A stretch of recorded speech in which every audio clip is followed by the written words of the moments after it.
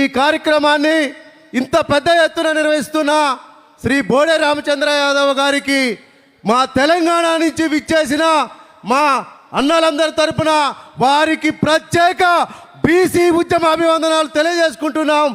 ఈ ఉద్యమానికి మేము మద్దతుగా ఉన్నామని చెప్పి ఆ రోజు ఏదైతే తెలంగాణ ఉద్యమంలో ఉరకమంటే ఉరికి, దూకమంటే దూకి, చావమంటే చచ్చి అయ్యాల తెలంగాణ కోసం కొట్లాడేవన్న త్యాగాలు మావైనాయి.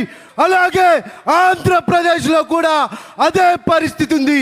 అందుకే మళ్ళొక్కసారి మేము ఆ రోజు ఏదైతే త్యాగాలు చేసినామో ఆ త్యాగాలకు పునర్జన్మ ఇవ్వాలని చెప్పి ఈ గడ్డ పైన మద్దతు ఇవ్వాలని చెప్పి వచ్చినామన్నా.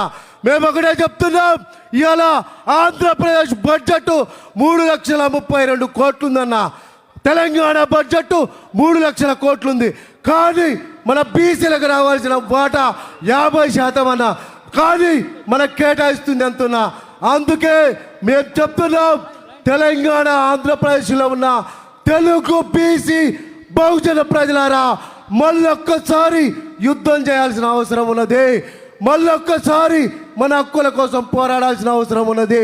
ఇవాళ ఈ ప్రాంగణం చూస్తుంటే అన్న, మా తెలంగాణ నుంచి వచ్చిన మా తెలంగాణ యోధులను గౌరవిస్తున్నందుకు మాకు కడుపు నిండిపోతుందన్నా.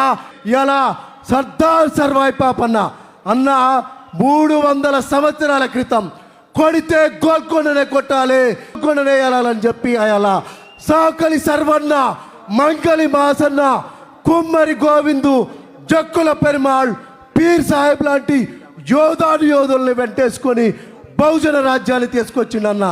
మళ్ళొక్కసారి మా బోడే రామచంద్ర యాదవ్ అన్న, సర్దార్ సర్వాయి పాపన్న పాత్ర పోషించి ఇవాళ 2 తెలుగు రాష్ట్రాలలో మళ్ళా బహుజన రాజ్యాధికారాన్ని తీసుకురావడానికి ఈ ప్రయత్నం చేసుకున్నందుకు వారికి ప్రత్యేక ధన్యవాదాలు చెప్తున్నామన్నా.